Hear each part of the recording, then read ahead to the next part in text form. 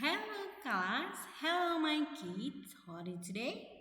I hope you are healthy and keep spirit. Okay class, our topic is about keruangan dan interaksi antar ruang di dalam lingkup Indonesia. Nah, minggu lalu Miss sudah jelaskan tentang pengertian ruang. Nah, masih ingat? Ruang adalah bagian dari permukaan bumi, tempat unsur fisis dan manusia bertemu yang tersusun secara teratur. Ya, kemarin itu sudah jelaskan ada 3 konsep ruang. Ruang absolut, relatif, dan relasional. Jadi, jangan lupa. Oke sayang? Nah, hari ini kita mau belajar tentang konsep waktu. Nah, please look at the picture. Nah, fenomena waktu dapat dilihat dari hal-hal berikut. Nah, perhatikan.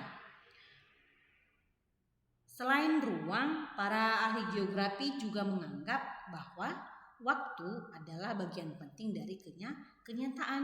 Nah, waktu dirasakan oleh manusia secara relatif dengan satuan apa ukurnya? Detik, kemudian menit, kemudian jam, dan hari. Nah, fenomena waktu dapat dilihat dari hal-hal berikut. Nah, yang pertama apa? Peristiwa siang dan malam. Peristiwa siang dan malam disebabkan oleh apa sayang? Rotasi atau perputaran bumi. Perputaran bumi pada sumbunya. Nah, perhatikan. Perputaran bumi terhadap sumbunya itu berlangsung berapa jam, Miss? Berlangsung 24 jam. Nah, arah perputarannya berlangsung dari barat ke timur. Nah, pada saat berotasi, matahari tidak menyinari semua bagian di bumi, ya. Ini, please look at the picture.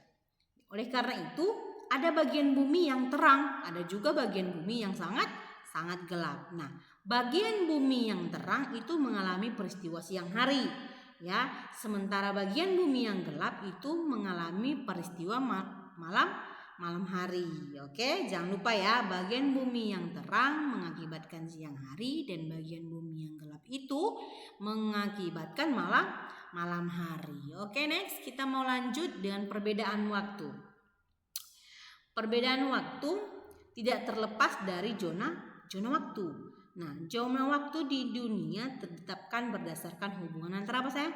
Antara garis bujur, kemudian rotasi bumi dan waktu. Jangan lupa ya, disebabkan oleh 3, garis bujur, rotasi bumi, dan waktu. Oke? Kemudian kita masuk ke fase bulan. Fase bulan itu bergerak melalui siklus 29 hari. Nah, disebut dengan waktu sinodis, ya. Waktu bulan sinodis berbeda dengan waktu bulan sideris. Nah, perbedaan ini disebabkan oleh apa, Miss? Revolusi bumi. Waktu bulan sideris itu sebesar 27 1/3 hari. Nah, waktu selama itu dibutuhkan oleh bulan untuk berotasi. Nah, waktu yang sama juga dibutuhkan oleh bulan untuk berevolusi dengan bumi. Karena pergerakan bulan setiap hari, bentuk bulan yang terlihat dari bumi selalu berubah yang kemudian disebut dengan fase bulan. Nah, sidonis berapa hari nih perubahannya? 29 hari, oke? Oke, nah bulan Sinonis berpatokan pada apa sayang? Bulan yang dijadikan standar perhitungan kalender Islam dan kalender Hijriyah. Oke, nah ada beberapa fase. Yang pertama adalah fase bulan baru. Kemudian fase apa, Miss? Fase kuartil pertama, fase bulan purnama, fase kuartil ketiga, dan fase kuartil keempat. Oke, next.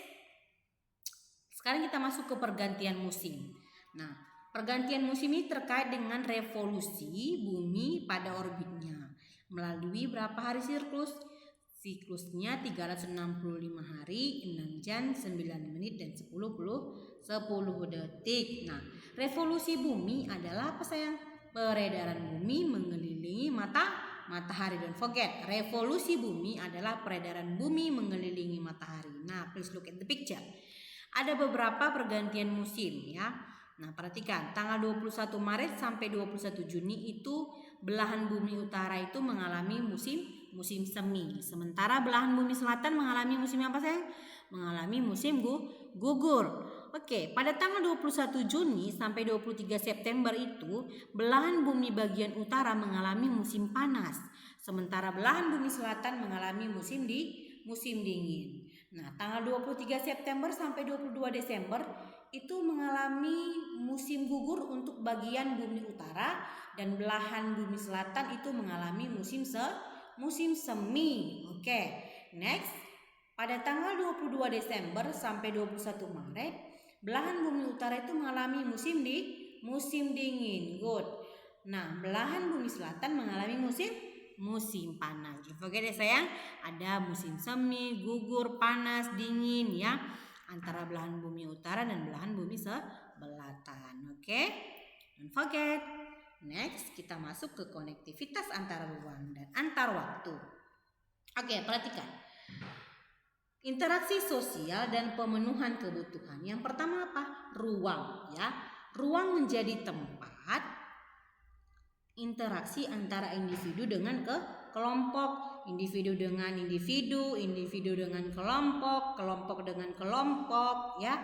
Nah, interaksi sosial itu apa tujuannya, Miss? Interaksi sosial itu tujuannya untuk memenuhi kebutuhan manusia. Kita harus berinteraksi.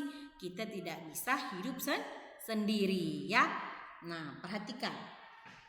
Untuk memenuhi kebutuhan, manusia membutuhkan sumber daya alam. Oke. Sumber daya alam. Setiap daerah kan sayang memiliki kebutuhan yang berbeda-beda ya. Setiap daerah itu memiliki kebutuhan yang berbeda-beda ya. Akibatnya apa sayang? Akibatnya terjadi kelangkaan. Terjadi kelangkaan di daerah-daerah penghasil tertentu. Nah, bagaimana cara mengatasinya? Untuk mengatasi kelangkaan tersebut, nah itulah dia perlu adanya apa? Konektivitas antara ruang dan interaksi sosial ya. Nah, oke. Konektivitas antara ruang dan interaksi sosial terjadi kepada masyarakat antar daerah saling menukar benda-benda yang dibutuhkan. Pada awalnya, pada zaman dulu sayang, pertukaran barang seperti ini disebut dengan barter. Barter, barang tukar barang. Misalnya anak Miss punya barang dengan temannya lain. Jadi kita tidak menggunakan uang sebagai saluran pertukaran. Tapi pada zaman dulu kita menggunakan barang yang nilainya sama ya. Nah, sekarang kan tidak. Sebagai alat pertukaran itu adalah uang. Oke sayang? Don't forget. Next, kita mau lanjut 3 konsep terjadinya interaksi wilayah. Yang pertama apa sayang? Kesempatan antara atau intervening opportunities. Oke. Nah, transportasi yang membalik antara dua tempat. Misalnya apa sayang? Perbaikan dari jalan tanah menjadi jalan beraspal. Ya, dapat menimbulkan peningkatan interaksi antara kedua tempat. Itu namanya kesempatan antara. Nah, saling melengkapi, complementary. Nah, apa itu? Dua wilayah dikatakan saling melengkapi jika suatu wilayah memiliki hal yang dibutuhkan wilayah lain atau sebaliknya ya. Kota A membutuhkan kota B. Nah, kota B juga membutuhkan kota A ya. Interaksi antara kedua wilayah akan terjadi melalui aktivitas jual beli. Misalnya di daerah pantai dia penghasil ikan, nah di daerah pegunungan dia penghasil sayur. Harus saling tukar menukar barang. Sayang, itu namanya saling melengkapi. Kemudian apa? Kemudahan transferability. Kemudian transfer merujuk kepada biaya yang harus dikeluarkan dalam mengirimkan barang ya. Biaya yang besar dalam pengiriman barang akan mengurangi terjadinya interaksi wilayah ya. Semakin mahal semakin mengurangi terjadinya interaksi ya. Nah, oke kelas, jangan lupa tadi kita sudah belajar tentang konsep waktu dan konektivitas antara ruang dan antara waktu ya. Don't forget tentang konsep waktu, pengertian ruang dan keinteraksi antara ruang dalam lingkup Indonesia. Oke kelas, Until here our topic and until here our meeting, keep spirit and be the best. See you next time, my kids. Bye-bye.